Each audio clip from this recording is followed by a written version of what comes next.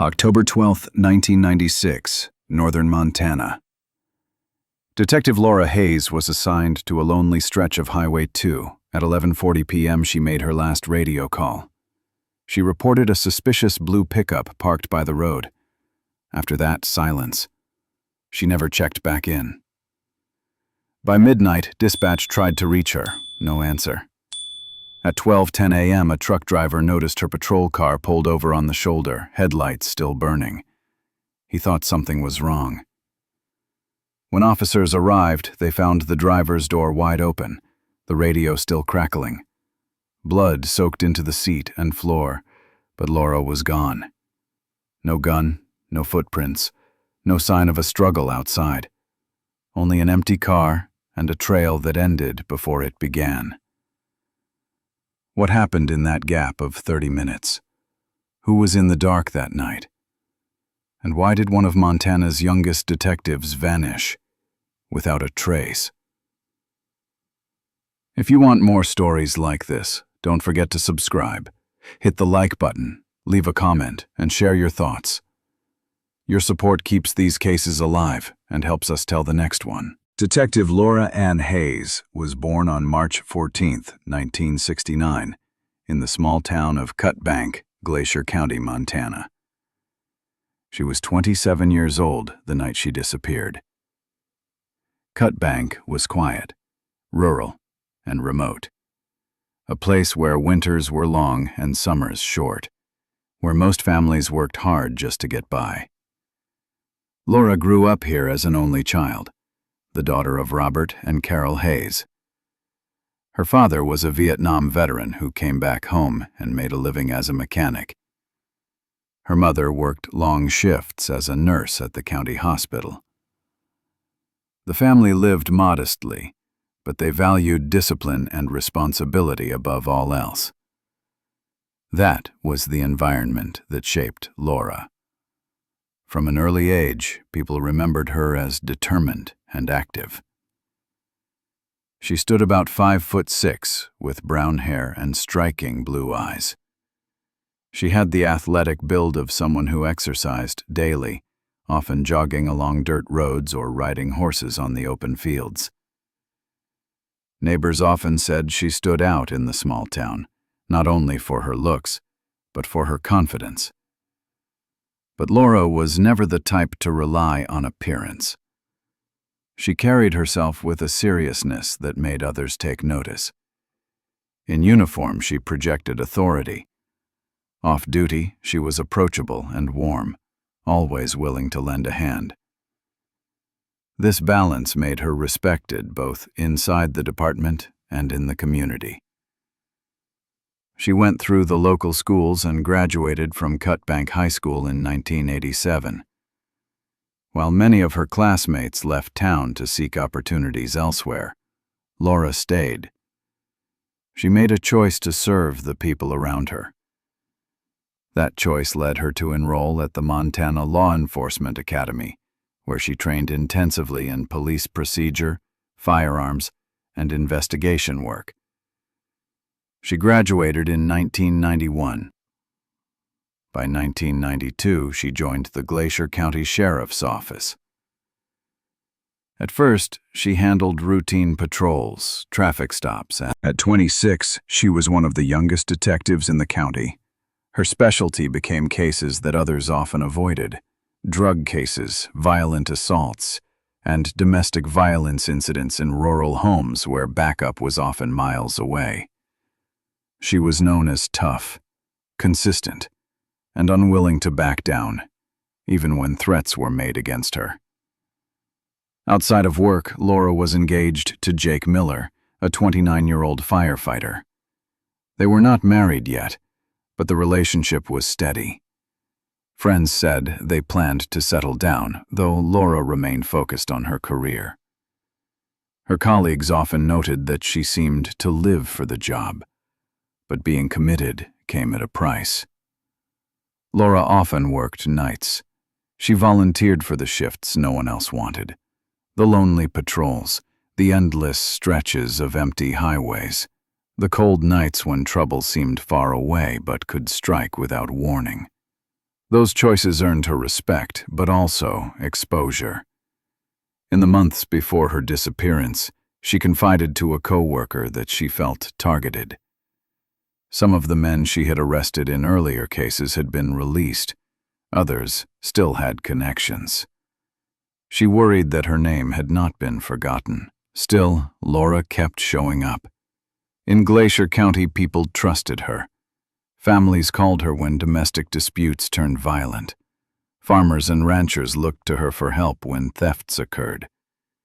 She became a symbol in that small town, the young detective who stood up to crime in one of the most remote corners of America. The night she vanished in October 1996. All of that history mattered. Because Laura wasn't just any officer. She was a rising figure in a small, stretched, thin department, a detective with a record of angering the wrong people. Her disappearance struck fear not just because it was violent, but because it seemed deliberate. By then she had built a clear reputation. She was professional, disciplined, and unafraid. She had faced down criminals and won. And that made her absence harder to. What they found painted a picture of a detective who had accumulated enemies. The smuggling groups at the border had motive. Ex-convicts she once put behind bars had motive. Even her role in domestic violence cases could have sparked retaliation. But none of those motives explained everything. None of them answered the central question. Why that night? Why that road? Why so sudden? To understand the shock, you need to picture the setting. A young detective, respected in her town, driving alone on Highway 2. Her last radio call at 11:40 p.m. Calm, direct, routine. She brought a suspicious blue pickup parked by the side of the road, and then silence. No further updates, no calls for help. At 12:10 a.m., a truck driver noticed her patrol car, headlights cutting through the dark. The driver's door hung open. Inside, blood covered the seat and floor. Her radio still buzzed with static, but Laura was gone. By sunrise, word spread across Cutbank. The detective who had stood for safety was now missing. Her parents arrived at the station in disbelief. Jake Miller rushed to the scene.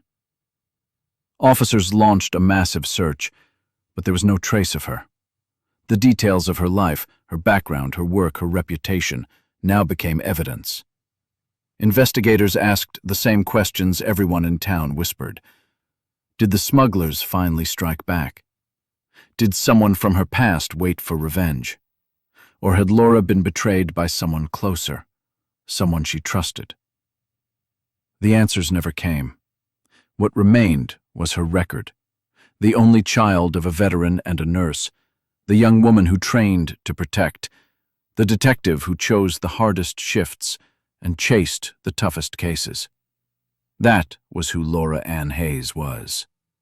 27 years old, engaged but not yet married. A daughter, a fiancée, a respected officer. A woman whose entire adult life had been dedicated to law enforcement in a place where few wanted the job. Her story was not one of weakness. It was October 12, 1996. A cold Saturday night in northern Montana. Detective Laura Hayes reported for duty at the Glacier County Sheriff's Office. She was scheduled for a solo night patrol along Highway 2, a stretch of road known for its emptiness. Miles of pine forest, broken only by the occasional farm or roadside pullout. The assignment was routine. Drive the length of the highway. Watch for drunk drivers. Keep an eye out for stranded vehicles. In small counties like Glacier, one deputy often covered vast areas alone. That night, Laura drew the shift. She accepted it the way she always did, without complaint. It was early fall. The air was already sharp with cold, and the night sky carried no moon. Darkness pressed in on both sides of the road. The temperature hovered just above freezing. Visibility was low and traffic was almost non-existent. Locals said you could drive 10 miles without seeing another set of headlights. That was the setting when Laura began her patrol. At 11:40 p.m., dispatch logged her last radio call. Her voice came through calm and steady. She reported a blue pickup truck pulled over by the side of the highway. No distress in her tone, no urgency. Just a routine update, the kind she had made countless times before. Then the transmission ended. After that, silence. 5 minutes passed. 10. Dispatch tried to reach her. No response. For Laura, that was unusual. She was disciplined. She always checked in. She always answered. The silence quickly raised concern at the station. At around 12:10 a.m., 30 minutes after her last call, a long-haul truck driver traveling eastbound noticed something unusual. Parked on the shoulder, lights still blazing, was a Glacier County patrol car. The headlights and the red and blue flashers were on. The driver's door hung open. Yet there was no sign of an officer nearby. The trucker slowed, looked carefully. Her duty weapon was missing. Her portable radio was missing. The road around the car was quiet, with no footprints visible in the dirt shoulder, no tire marks that could be immediately identified, no signs of a struggle outside the vehicle. The ground was firm, the air dry. Nothing to hold impressions. It was as if she had been swallowed by the night. Deputies secured the scene. They taped off the area and called in senior officers. The first assessment was grim. Laura had likely been attacked during her interaction with the driver of the blue pickup she had reported. The assault had been quick and violent. Whoever confronted her left blood inside the patrol car, but nothing else to follow. By 1 a.m., the sheriff himself was on scene. He ordered the highway closed off for several miles in both directions. Flashlights swept the tree line. Deputies fanned out into the brush, calling her name. No answer. Meanwhile, dispatch worked to confirm Laura's last words. The log was replayed again and again. Her voice was calm. Blue pickup, pulled over, Highway 2. Nothing else. No plate number. No description of the driver. No indication of distress. That call was the only lead. At 2 a.m., the Montana Highway Patrol joined the search. By dawn, word spread quickly through the department. A detective was missing. Her blood was found at the scene. Every available officer was called in. Residents of Cutbank woke to flashing lights along Highway 2. Roadblocks were set up. Officers questioned passing drivers, asking if anyone had seen a blue pickup in the area. Few leads came in. Some mentioned trucks, but the descriptions varied. Back at the car, investigators collected every possible trace. Blood samples were preserved. Fibers from the seat were bagged. The vehicle was towed to the county garage for forensic processing. By the second night, nearly 200 officers from surrounding counties were involved. Volunteers combed fields and ravines. Farmers opened barns and sheds for inspection. Roadblocks were extended to the Canadian border. Yet no trace of Laura appeared. Investigators built the timeline again and again. 11:40 p.m. Laura reports a blue pickup, calm voice. 11:45. Dispatch attempts contact, no reply. 12:10. Truck driver sees her car, lights still on, door open, reports it. 12:25. Deputies arrive, find blood, no officer. A 30-minute window, that was all. The blue pickup became the central focus. Witness statements were collected from anyone driving Highway 2 that night. One farmer said he noticed headlights speeding down a side road near midnight. Another recalled seeing a dark vehicle with a loud muffler pass his property, heading north. The descriptions were vague, but they kept investigators chasing leads. At the sheriff's office, Laura's colleagues struggled with disbelief. She was careful. She followed procedure. How had someone managed to overpower her so quickly? The evidence pointed to a sudden ambush. Perhaps she approached the truck, was lured closer, then struck before she could reach for her weapon. The missing sidearm suggested her attacker took it. The missing radio suggested they wanted to cut off her ability to call for help. For the public, the discovery of the blood-soaked patrol car sent shockwaves. News stations across Montana broke into regular programming with bulletins. Detective missing, patrol car found abandoned. By the next morning it was national news. A young female detective vanished in the line of duty. Her family was notified before dawn. Robert and Carol Hayes drove to the sheriff's office, stunned and silent. Jake Miller, her fiancé, arrived soon after. He sat in the lobby for hours, waiting for updates that never came. At the scene, the search stretched into a second day. Still no trace. But in those first critical hours, nothing broke. No one came forward. The highway gave up no secrets. By the end of the week, the scene of the patrol car had been scoured by forensic teams, every inch photographed, every drop of blood measured. Still, no trail led out. It was as if the night itself had swallowed the detective whole. The official conclusion of that night was stark. Laura Hayes had been ambushed during a routine stop. Her blood proved she was injured. The open car and missing weapon suggested she had been taken by force. The lack of tracks meant her abductor moved quickly and left no trace. That 30-minute window between her last call and the discovery of the car became the focus of the entire investigation. 30 minutes in which a young detective disappeared without a sound, leaving behind only a running engine, an open door, and a mystery that would haunt Montana for decades. The patrol car sat on the shoulder of Highway 2 like a frozen scene in time, its engine still running, lights blazing into the night, the driver's door wide open. Inside, blood stained the seat and floor. Outside, there was almost nothing. No footprints in the dirt. No tire tracks that could be clearly followed. No trail leading away.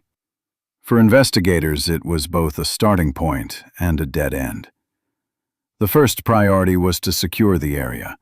Deputies pushed back onlookers and closed off the road in both directions. Evidence markers were laid down. Photographs were taken under the harsh glare of portable lights. Forensic technicians moved carefully through the car, documenting everything. The blood was the most striking feature. Dark pools covered the driver's seat and dripped onto the floorboard. Samples were collected and later confirmed to belong to Detective Laura Hayes. The volume suggested a serious injury, possibly fatal. Yet the absence of a body meant she had been moved, either alive or dead, in the moments after the attack. Her sidearm was missing. Her portable radio was gone. These details mattered.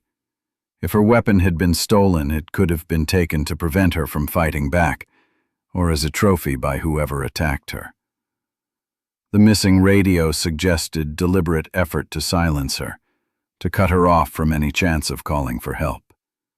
Investigators scoured the ground outside. The earth was dry and hard. No clear footprints. No tire treads that could be lifted with plaster. A few faint impressions were noted, but nothing conclusive. It was the worst possible terrain for evidence. Flat, compacted soil with little ability to hold detail. Not long after the scene was secured, a farmer from a property a few miles north called in. He reported that just after midnight he had noticed headlights moving quickly across a side road. The vehicle, he said, made a loud engine noise like an older truck.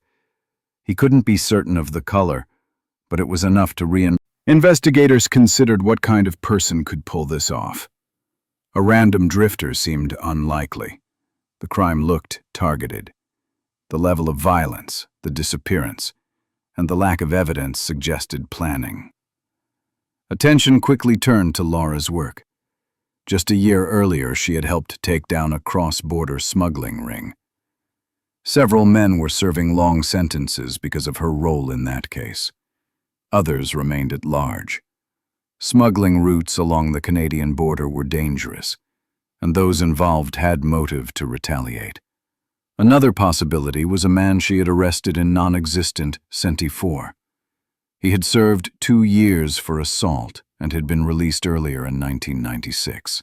He made threats during his arrest, vowing to get even. Investigators flagged him as a potential suspect. A third theory involved opportunistic crime. Perhaps someone broke down on the highway, saw an officer approaching, and lashed out in panic. But most detectives felt this was less likely. The precision and speed of the abduction suggested intent. By sunrise, federal authorities were notified. Because the victim was a law enforcement officer missing in the line of duty, the FBI took jurisdiction alongside the county sheriff's office. Agents arrived with additional resources: aerial reconnaissance, specialized forensic labs, and teams trained in abduction cases. The FBI's first step was to reconstruct Laura's final movements. They pulled dispatch logs, radio tapes, and duty rosters. Her last known contact was that calm report of a blue pickup. Nothing more. They interviewed every officer who had worked with her in recent weeks. They gathered files on every case she had touched in the past year. The assumption was clear. Someone with a grievance had made good on their threat. But turning that assumption into evidence was harder. Technicians examined the blood in her car. They confirmed it was hers. They searched for foreign DNA, stray hairs, or fingerprints. None were found. Whoever attacked her had left. The missing sidearm was critical. Serial numbers were broadcast nationally. Pawn shops were alerted. If the weapon surfaced, it could link back to the perpetrator. But weeks passed, and the gun was never recovered. Investigators traced every blue pickup in the county. Owners were interviewed. Vehicles were inspected for signs of blood or struggle. Some trucks were impounded and tested. Nothing tied back to Laura. The search widened to neighboring counties, then to the Canadian border. Still, no match. The lack of surveillance made everything worse. In the 1990s, Highway 2 had no cameras, no dash cams, no nearby businesses with security footage. The road was a blind spot. Without witnesses, without technology, detectives were left with little more than guesswork. The farmer's account remained the only outside observation.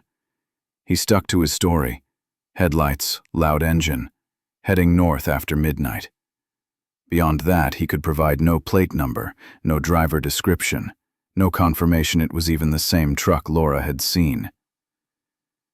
The investigation pushed into her past arrests. Smuggling cases topped the list. Agents interviewed known associates of the men convicted in 1995. Many were still incarcerated. Others denied involvement, though few had alibis that could be proven. Suspicion lingered, but nothing concrete emerged. The ex-convict from 1994 was brought in for questioning. He admitted he hated Laura, admitted he had fantasized about revenge, but insisted he had nothing to do with her disappearance. His alibi, being with relatives in Idaho, was shaky, but no evidence placed him near Highway 2 that night. The third angle, random crime, never completely left the table. Investigators considered the possibility of a transient or an unknown traveler passing through. But again, there was no evidence to support it. Days stretched into weeks. Every lead seemed to collapse. Blood evidence gave no new clues. The weapon never surfaced. The truck was never found. The FBI brought in profilers. They built offender sketches based on the nature of the abduction. A quick ambush, no evidence left. Successful removal of the victim.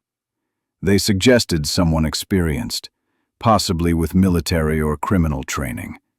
Someone who had thought this through. Yet, profiles were only theories.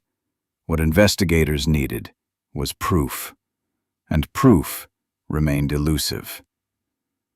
As winter set in, the hope of finding Laura alive grew dim. Without a body, there was no closure. Without a suspect, there was no justice. The case became one of frustration and dead ends. Still, the investigation did not stop. Files were kept active. Agents rotated through Glacier County.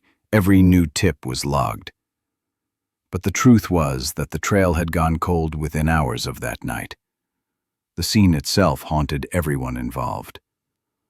A patrol car, lights flashing, engine running, empty. Blood on the seat. No officer. No answers.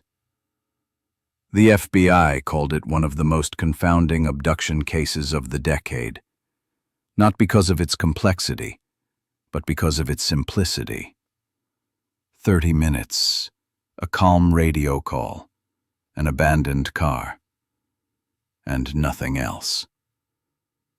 For the Hayes family, those details were unbearable. For investigators, they were immovable facts. Together, they formed the foundation of a mystery that, despite every resource, remained unsolved. The night Laura Hayes disappeared, the response was immediate. Within an hour of finding her abandoned patrol car, the sheriff ordered a full-scale search. Deputies lined the shoulder of Highway 2, flashlights cutting through the trees. Canine units sniffed through brush and culverts. Helicopters circled overhead, their spotlights sweeping wide arcs across the forest. Officers called her name again and again, their voices echoing back from the dark. Dozens of local officers joined in before dawn. The search fanned out from the car in concentric circles. The proximity of the Canadian border complicated everything. Smugglers often used side roads and hidden trails to move drugs and contraband. If Laura had been abducted by someone connected to those operations, she could have been taken across the border within minutes. For that reason, U.S. Border Patrol joined the manhunt. Checkpoints were set up. Vehicles were searched. Agents patrolled rural crossings day and night. Despite the massive effort, results were slim. The first days produced no physical evidence beyond the patrol car itself. No discarded items. No blood trail beyond what had been found in the car. No witnesses stepping forward with solid information. Still, the search pressed on. Teams walked shoulder to shoulder through fields, marking areas with flags to ensure nothing was missed. Helicopters flew low, rattling windows in farmhouses, their crews scanning for fresh tire marks or hidden vehicles. Search dogs were rotated out to avoid exhaustion, each one deployed to retrace the same area. The media descended quickly. Local newspapers printed Laura's photograph on their front pages. Within days, national outlets arrived. CNN broadcast live from Highway 2. Headlines read, "Young detective missing on duty and blood found in patrol car." The story spread across the country. A small-town detective had vanished during a routine patrol. The case symbolized vulnerability in rural law enforcement, where backup was often miles away. For the Hayes family, the attention was overwhelming. Robert and Carol Hayes stood before cameras pleading for information. They begged anyone who had seen a suspicious truck to come forward.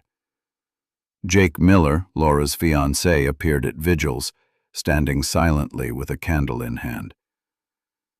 His face said more than his words ever could. The town of Cutbank became a community in mourning. Flyers with Laura's picture were taped to store windows, pinned to bulletin boards, and handed out at gas stations. Schools held moments of silence. Churches opened their doors for prayer.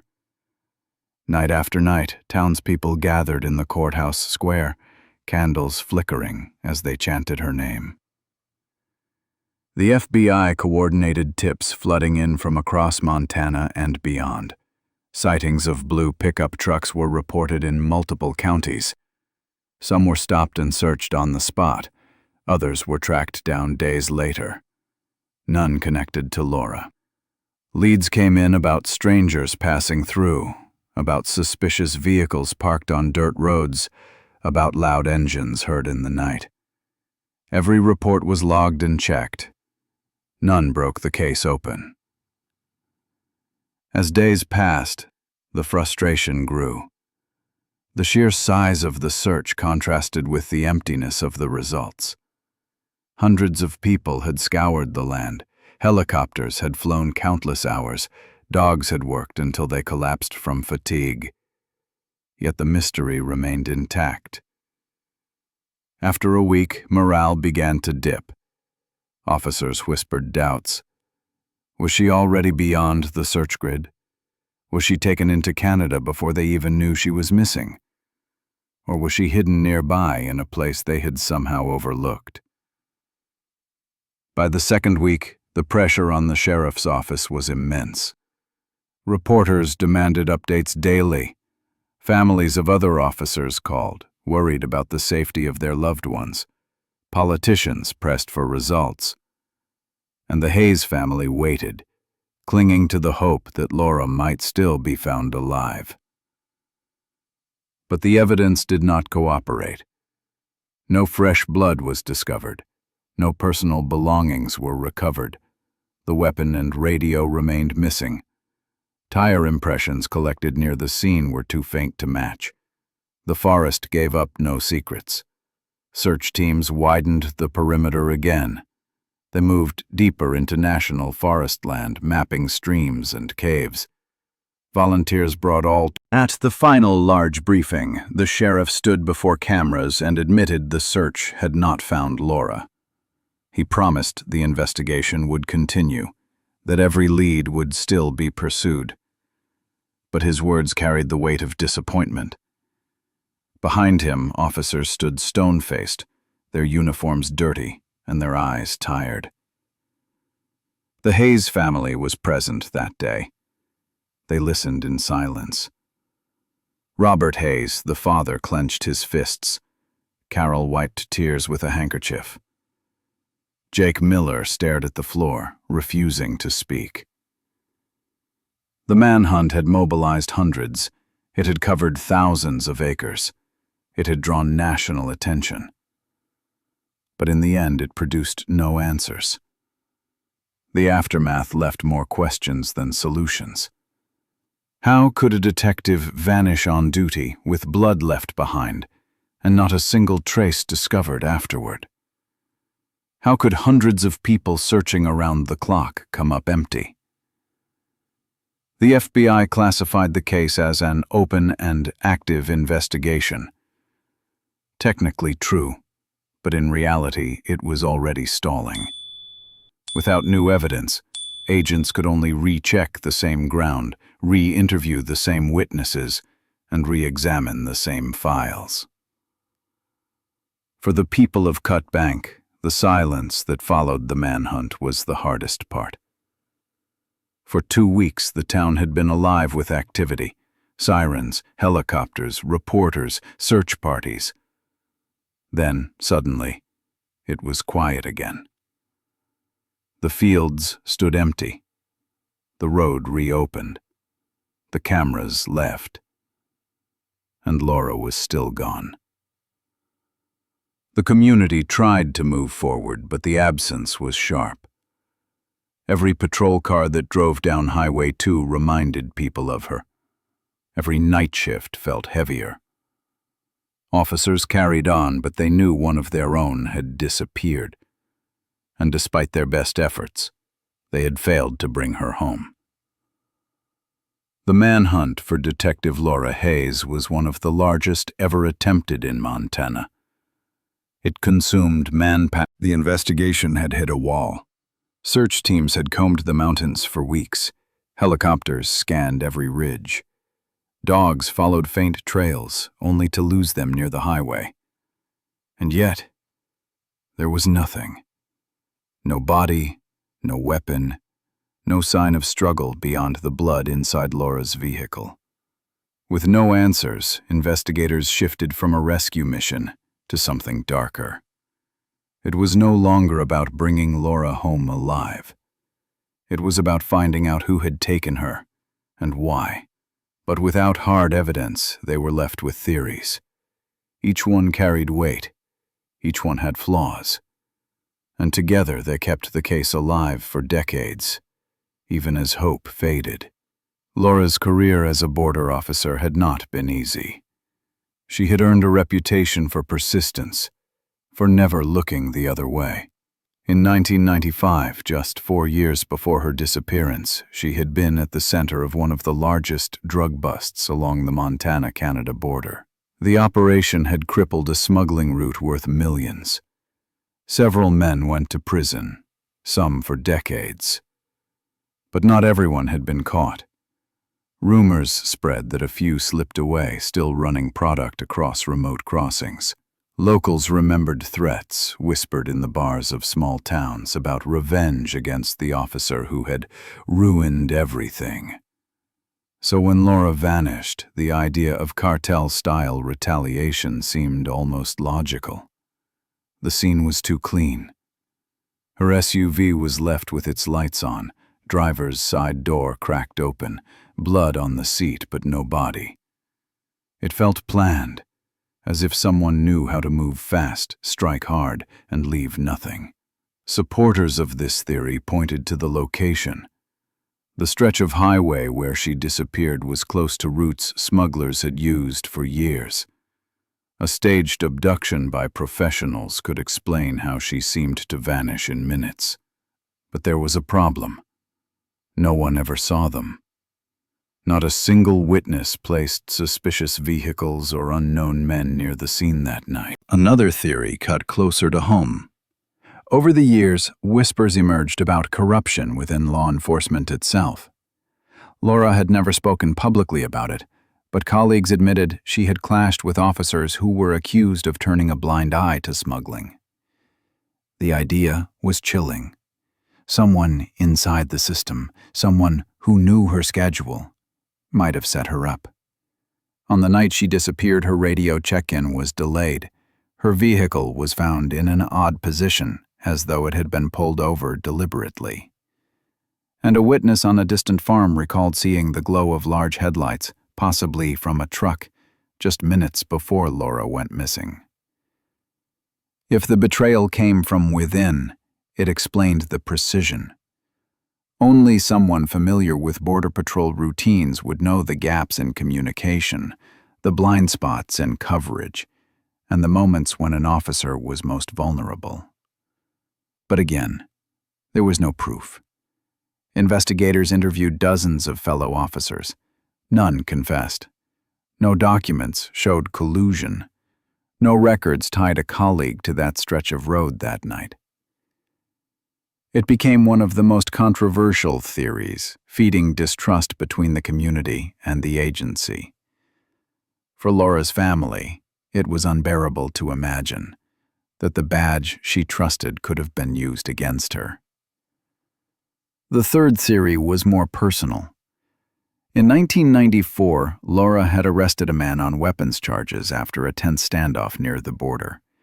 He had a history of violence, and during the trial, he shouted across the courtroom, "You'll pay for this someday." He served several years and was released not long before Laura vanished. When investigators tracked him down, he claimed he had been in Idaho with family the night she disappeared. His relatives confirmed parts of the story, but the timeline was shaky. He had no receipts, no travel records, and his alibi was based on memory alone. The motive was clear. He had threatened her before. He had reason to hate her. And he had the capacity. The final theory was the most controversial and the least convincing. Some speculated that Laura had staged her own disappearance. Supporters pointed to the stress of her job, the threats she had received, and her quiet personality. They suggested she might have wanted to escape, to start over somewhere new. But the evidence didn't match. The blood in her vehicle showed clear signs of injury. Investigators confirmed it was hers through DNA. The amount suggested serious trauma, not a staged scratch.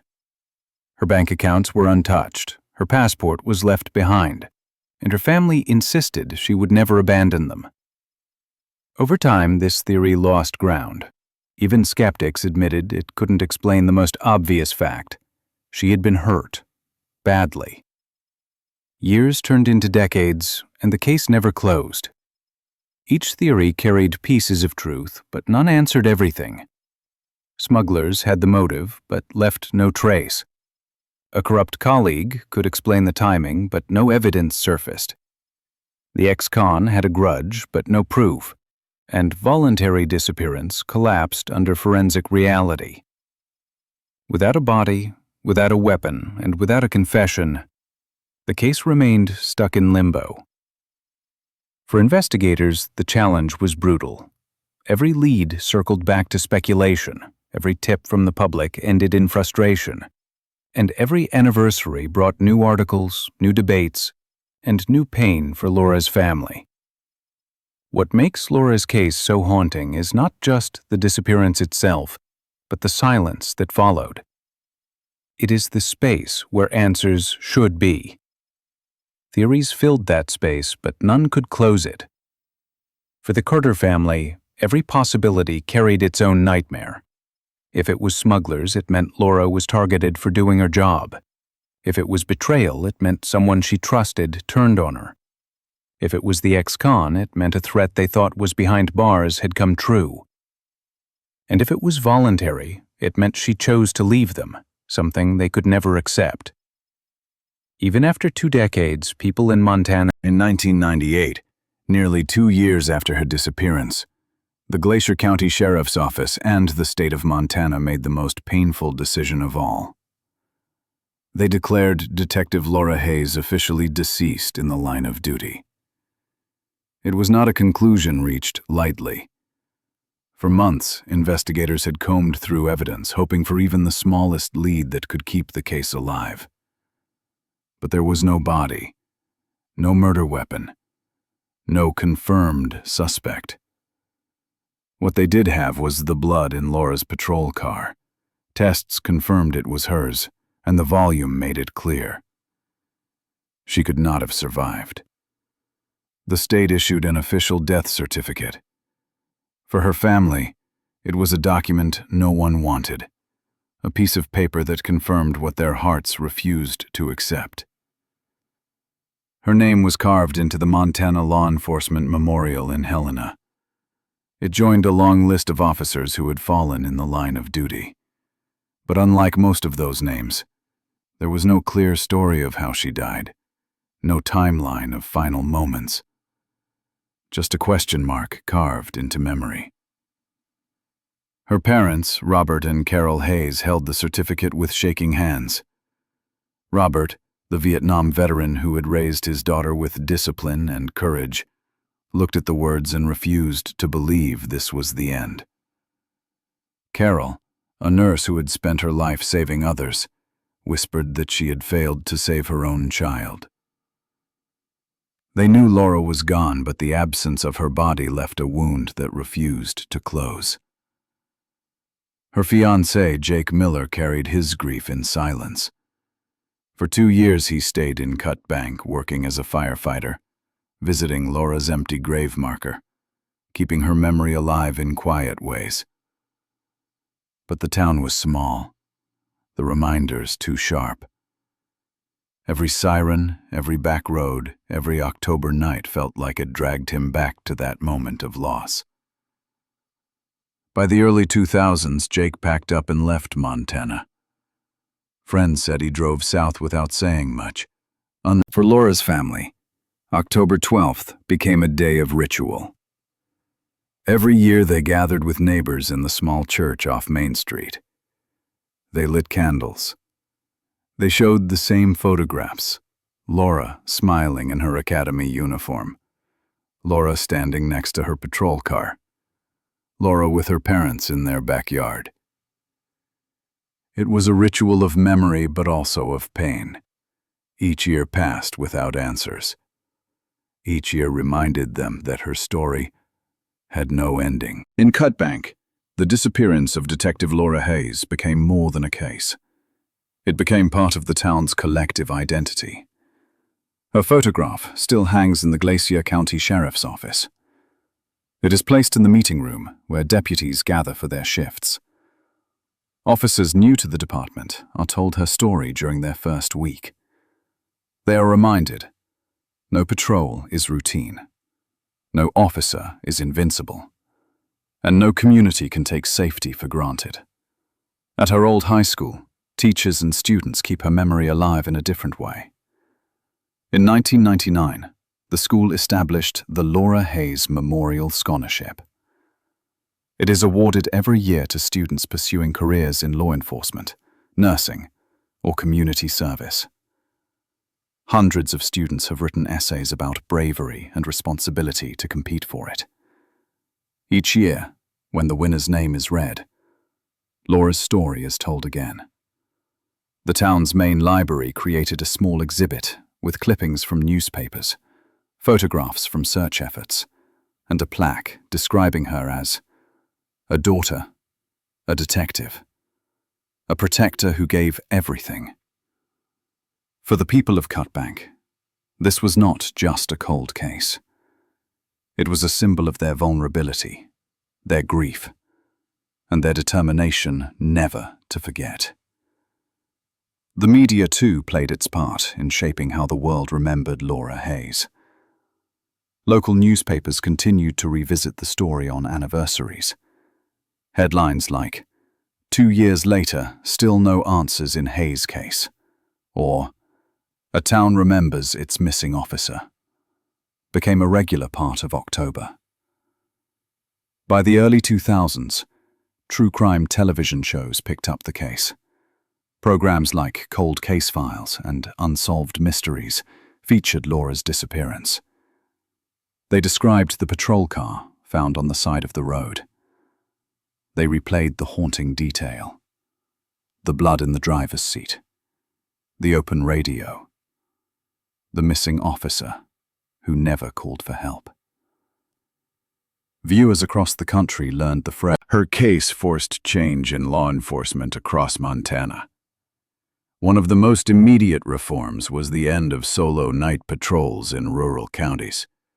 No officer was to drive a desolate highway alone after dark without backup within radio range. The state invested in upgrading patrol cars with GPS trackers, allowing dispatch to monitor the exact location of every officer in real time. Radios were replaced with stronger, encrypted systems, reducing the chance that an emergency call would go unheard. Training programs for rural deputies now included sessions on ambush awareness, emphasizing the risks of remote highways and isolated stops. The loss of Detective Hayes had taught Montana the hardest lesson. The job was dangerous in ways too often ignored. These reforms made officers safer, but they came at the cost of one young detective's life. And yet, despite all the efforts, the case never left the FBI's cold case list. Every year, when October approached, a new agent would be assigned to review the files. They would spread the evidence out on a desk: crime scene photos, witness statements, lists of suspects who had come and gone. They would walk through the same timeline: 11:40 p.m., Laura radios in about a suspicious truck. 12:10 a.m. Her car is found. Lights on. Blood inside. No officer in sight. And then, nothing. Some investigators favored the theory of a cartel hit, punishment for her work against cross-border smuggling. Others believed betrayal from within her own ranks was more likely, someone who knew her schedule, someone who wanted her silenced. A few thought an ex-con had come back for revenge. But every theory collapsed under the same weight. There was no proof. Laura's body was never found. No weapon was recovered. No suspect was ever charged. The trail was as cold as the Montana. Over time, Laura Hayes became more than just a detective. She became a symbol. She represented the thin line between order and chaos in small American towns. She represented the risk taken every night by officers who patrol roads that stretch for miles with no lights and no witnesses. She represented the price families pay when justice remains out of reach. For the people of Cutbank, her story was not abstract. It was personal. They had known her face. They had waved to her in uniform. They had trusted her to protect them. And then she was gone. Her disappearance blurred the boundary between safety and fear. If even Laura Hayes could vanish, then what did that mean for the rest of them? By the late 2000s, the town began to speak of her less as a victim and more as a legacy. Local police cadets saluted her photograph before their graduation. Churches prayed not only for her soul, but for justice that still had not come. True crime podcasts gave her story new life, introducing a younger generation to the unsolved case. Her name lived on, but the question never went away. What really happened on Highway 2 on the night of October 12, 1996? Was she ambushed by traffickers seeking revenge? Was she betrayed by someone inside her own department? Or was her killer someone no one ever suspected? The case was closed on paper, but in reality it was a wound that never healed. For the Hayes family, time did not erase the loss. Robert and Carol grew older, their hair grayer, their voices softer. But each October they stood in the same church, looked at the same faces, and repeated the same words. We just want to bring her home. They no longer expected justice, but they hoped at least for recovery, for someone to stumble upon a bone in the woods, for a hunter to find a scrap of her uniform, for a final resting place to put flowers instead of photograph. That is the story of Laura Hayes, the vanishing officer of Montana. And as we close this chapter, remember, cases like hers are not just about mystery. They are about lives, about families, about the dangerous line between duty and tragedy. Justice has not yet come, but memory keeps the search alive. Nearly 3 decades have passed since the night Detective Laura Hayes vanished. October 12, 1996, remains a date carved into the memory of Glacier County and the town of Cutbank. Her patrol car, abandoned by the side of the highway. The radio still on, the driver's seat stained with blood. But Laura herself, gone. No suspect was ever charged. No weapon was ever recovered. No body was ever found. The investigation hit dead ends. Files grew thicker. Theories grew wilder. And yet, the most important question has never been answered. Who ambushed Detective Hayes that night? And why? The absence of answers is what makes this case so haunting. It's not just a cold file locked in a cabinet. It's a wound that has never fully healed, carried by her family, her colleagues, and the entire community. In 1998, 2 years after the disappearance, authorities officially declared Laura Hayes dead in the line of duty. The evidence inside her vehicle, the amount of blood, the missing firearm, the abandoned patrol unit, was enough to conclude she had suffered fatal injuries. Without a body, the declaration was the only way forward for legal and administrative purposes. Her name was etched into the Montana Law Enforcement Memorial, among others who died serving the public. The ceremony was solemn. Officers from across the state lined up in uniform, saluting as her name was read aloud. Bagpipes played, and the Hayes family accepted a folded flag on her behalf. But the media also played its role. In the late 1990s, local newspapers wrote about the case constantly, calling it the vanishing officer of Montana. National outlets occasionally picked it up, placing it alongside other high-profile disappearances of the decade. Television specials and podcasts in the years since have revisited the cold case, speculating on theories, revisiting old evidence, questioning whether someone within law enforcement had more answers than they admitted. The coverage has kept the memory alive, but it has also reminded everyone that the case remains unsolved. Each headline is a reminder of failure. Each anniversary feature is a reminder of justice not served. From the tragedy came change. Montana lawmakers and police administrators recognized the risks officers faced when working isolated night shifts in rural counties. Policies were rewritten. Officers were no longer sent alone to patrol remote stretches of highway. Partner systems were reinforced. Radios and vehicle GPS systems were upgraded to ensure constant tracking. Laura's disappearance became the reason those reforms were accelerated. Though they did not save her, they may have saved others. Her story forced the system to adapt.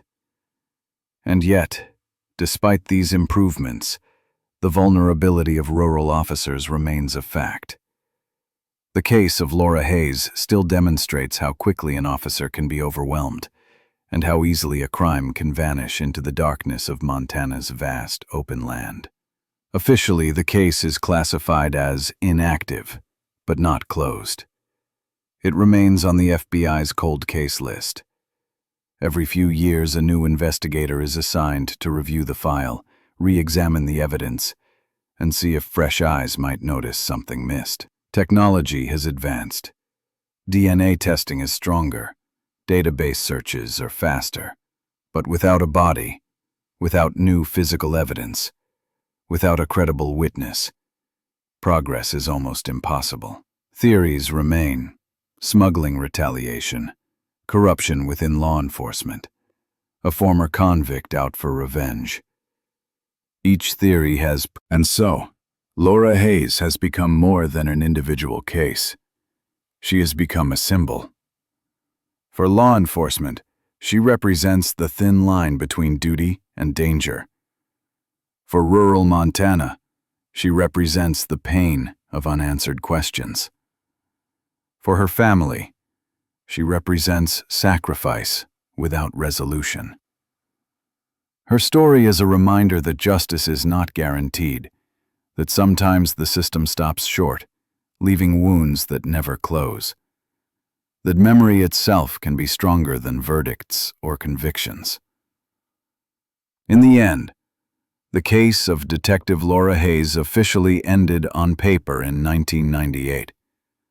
But in reality, it has never ended. Her parents still wait. Her community still remembers. Her name is still spoken in roll calls and memorial services. The truth about what happened on that October night in 1996 may never be known. But the absence of answers does not erase her impact.